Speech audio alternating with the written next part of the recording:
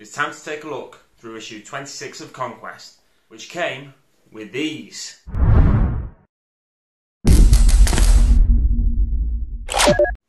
So, issue 26 of Conquest. Fantastic, eh? We've got the two paints that came with this issue. We've got the big pot of Raycliffe Flesh Shade. Raycliffe Flesh Shade shade paint. And the second pot of Abaddon Black. And that comes to a value at GW's current pricing to £7.50.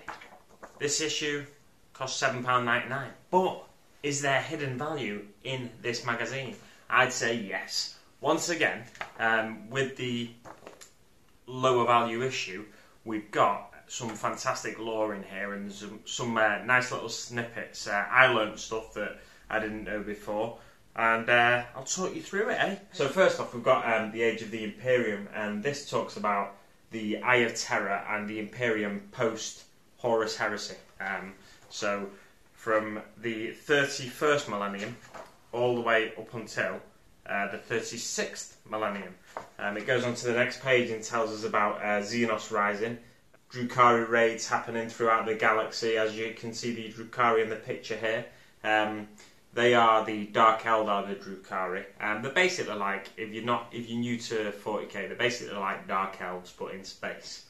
The Forging, which is about the various forging of new chapters of Space Marines between millennia 32 and 34. And then there's Nova Terra Interregnum. What a word. Which is about it's also known as the Time of Two Emperors. The Council of Nova Terra denounced the High Lords of Terra and claimed rule of the entire region of space known as the Segmentum Pacificus. For 9 centuries the Imperium was split in two. Skimming over it, the corruption was so widespread that the 21st founding of Space Marine chapters went horribly wrong. The Grey Knights had to be called in by the Inquisition to deal with the threat. So it was like a second Horus Heresy almost. It was the Imperium being split in two, and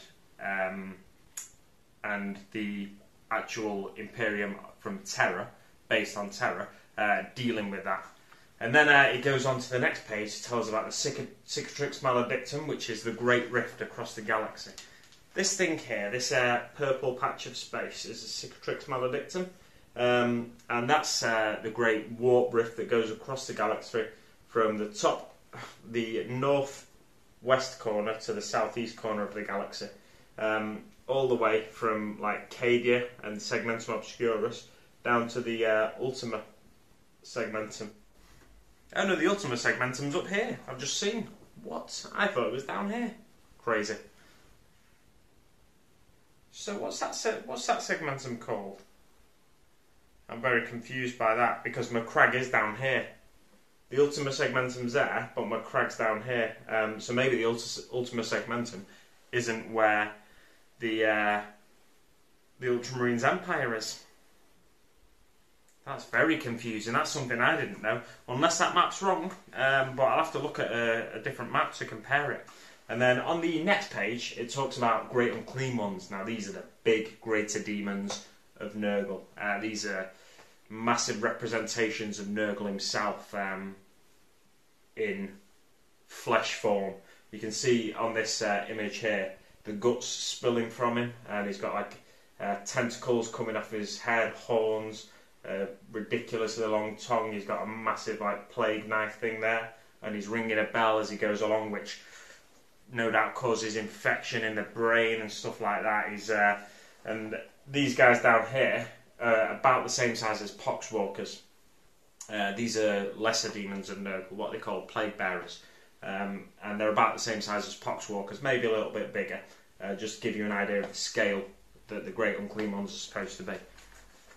If you pop into a Games Workshop, if you're anywhere near Manchester, I think they've got some greater demons, some Great Unclean Ones in the cabinet. I know they did when they first came out, so I think they do at the minute as well, but I could be wrong. I've not looked in the cabinets in GW Manchester for a while. The next page talks about greater demons of Nurgle in a little more detail, and then it talks about demons of legends, specific greater demons of Nurgle that are known to the Imperium.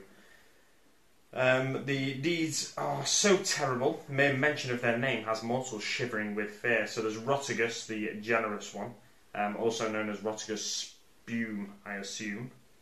Wow, I'm a poet. And then there's Kurgoth, Plague Father, and there's a few others as well. There's 3 on the GW website when you go to select, or when you buy a greater.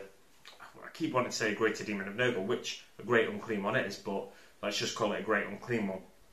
When you buy a great unclean one, it can be built as 3 special character great unclean ones, I think, or just any loadout of your choice. And then it talks about Death Guard Possessed. It tells us something here that I wasn't overly aware of. Death Guard don't really have many possessed, and this is because pretty much all of the Death Guard's followers are tainted in some way or gifted, given gifts of Nurgle, like tentacles coming out of the side, horns coming out of their heads, distended bellies with mouths in them and stuff like that.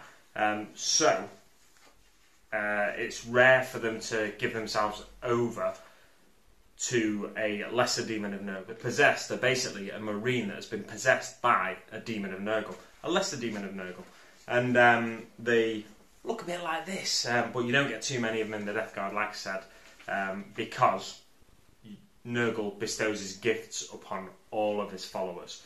So there's no need for them to be possessed unless they really want to go mental with their mutations and stuff, and they think they'll gain some advantage. And then that's the sort of thing you'll see, like a fly head kind of thing, maybe a needle-like mouth of a fly, something like that, wings sprouting out of the backpack, things like that, that you'll see. And they are a unit in the game as well, Chaos Possessed, but you tend not to get many in Nurgle, apparently, in the Death Guard. You get them more amongst the ranks of the Black Legion and the Word Bearers. And it talks more on this page about possession and gifts, talks about the differences between the two to a certain extent, and then Possessed Warriors here, which is more about possessed. And then it's on to Roboute Guilliman, the big... What's that noise? The big bad boy of the Ultramarines. It tells us what he's been up to and a brief story of his history. It tells us that he led the armies of the Ultramarines before the Horus Heresy, and then around the millennia 32, I think, he was wounded grievously by an attack from his brother Primarch, who was by then a demon Primarch, Fulgrim, and he wounded him so bad that he was near death, Guilliman, but the Ultramarines managed to get him into a stasis pod just near death, and then he's been sat in there for 800, 900 years, something like that. 8 or 9,000 years, you fool. And until there was an Inari priestess, or whatever you might want to call her, that revived him. She has the power to raise the dead, kind of thing. So she revived him, and then it was all crazy, and he came back, and he now leads the whole Imperium. He is the Lord Commander of the Imperium. His service record includes the Great Crusade, the Horus Heresy, the Scouring, and the Indomitus Crusade, which is after he came back from his long sleep. He set out on the Indomitus Crusade after first his pilgrimage to see the Emperor on Terra, and he's spoken to the Emperor in the Golden Throne as well. When I say spoken, he's communed with him. So the Emperor doesn't necessarily have a voice, but he still has a psychic presence where he can communicate with certain people that are allowed to see him. And then on to the next page, tells us about the Blood Angels. Now, it was something in here in particular that I learned, but I can't remember what it is, so I'm just going to have a quick scan of the pages. Oh, I know what it was. Right, so first off, let's talk about this. Chapter name, Blood Angels, Homeworld, Baal, Primarch Sanguinius, Major Engagements, Battle of Terror, Second War for Armageddon, Devastation of Baal, Specialisms, Jump Troops, Rapid Strikes and Psychic Warfare. Creating an Angel, this little section here. I've never really thought about what the people of Baal look like before they are thrown into the ranks of the Blood Angels. They're not all thrown in, but a selection of them are. But this image here, it's probably going to be hard for me to show you because the light might bounce off it. I'm hoping you can see this image. It's of some supplicants to the Blood Angels, and they are scrawny and malnourished, and they've got like radiation poisoning because Baal Prime and Baal Secundus are massively irradiated wastelands. So these guys are the best of the best that planet has to offer. And I've spoken about on previous episodes how sometimes death worlds are the best worlds for Space Marines to recruit from because the inhabitants are more hardy, more tested by the elements, if you like. And Baal is one of those planets. And that just goes to the artwork there, just there. I think it really nicely illustrates that a Space Marine isn't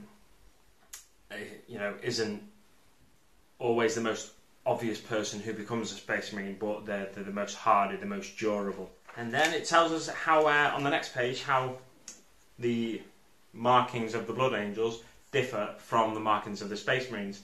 So instead of the trim being painted a different colour on each of the 10 companies, they've just got a blood drop that's a different colour, and then it goes on to 2 blood drops for the 10 companies. And the first company has a skull. And it tells us about helmet markings as well. So command markings are gold, veteran markings are gold, battle line red, fire support blue, and close support yellow. So the Blood Angels vary slightly from the Codex Astartes, and they're one of the chapters that are allowed to do that. Another chapter that does it are the Space Wolves, and they do it in terms of their numbers, and also the Black Templars. They are constantly recruiting because they're constantly on crusade. So they've always got more than 1,000 members of the chapter, basically, where most other Adeptus Astartes chapters limit to 1,000 based on what it tells them in the Codex Astartes that was written by Roboute Guilliman. Nice throwback to the previous page. And then it's on to the how to paint section. So the how to paint section, it's all about shade in this one. It's all about Rakel and flesh shade. So we're going to be shading some fleshy areas. It takes 1, 2, 3. So it takes 6 pages for them to tell us how to shade flesh. Yeah, it's obviously not targeted at me, this. The whole magazine isn't targeted at me. It's targeted at people new to the hobby. So, maybe it's nice for people that are new to the hobby to be shown 6 pages of saying the same thing. Use this Rakel and flesh shade on the fleshy areas of your miniatures. But it does say, it says use it on the fleshy areas, but then it says on the poxwalkers don't get it on the green flesh. So I suppose there could be some confusion. You might want to put it on your green flesh. It's kind of a reddish tint to a Rakel and flesh shade.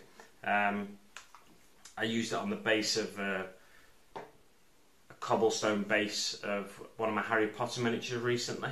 Check out last week's Harry Potter video. It's the Dobby and Creature one, to see the effect I got with it. But it's kind of a reddish tone, like I said. Using it on a green, you could get quite a nice shadow using it on a green, I have to say.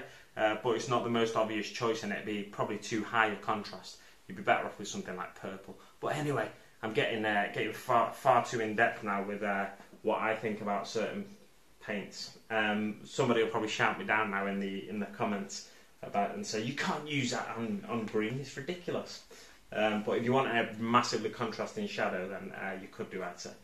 So yeah, 6 pages of how to paint. It tells you to use it on all the fleshy areas. To summarise, then it's on to finding Feltius. We've got another mini campaign here, which is involving the Reavers for the Space Marines, 2 units of 3 Reavers, and the Death Guard get 3 Plague Marines and 6 Poxwalkers.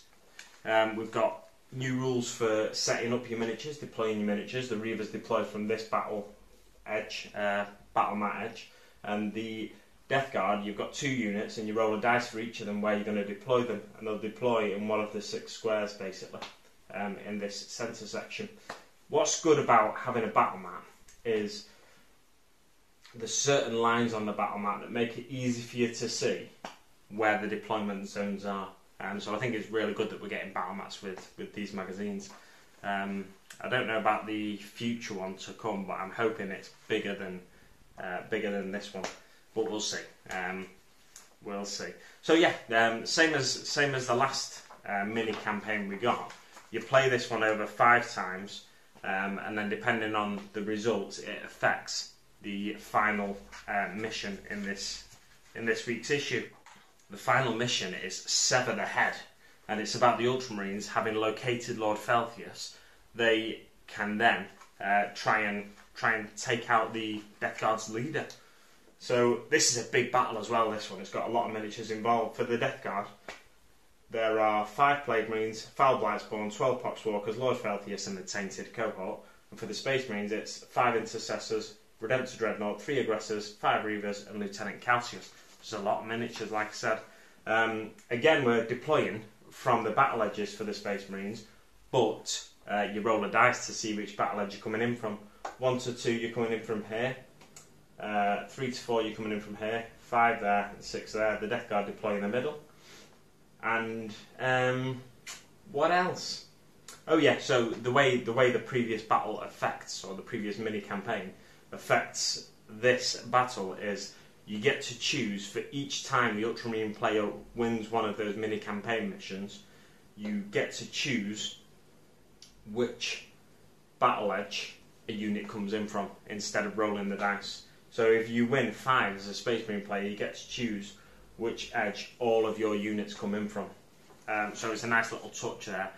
We're getting used to taking part in campaigns, even though it's like in a mini way, where it's giving you ideas for creating your own scenarios as well, which I think is fantastic about this magazine. It's a really good issue overall. But let's see what's coming in next week's issue. I bet you know, because I told you last week.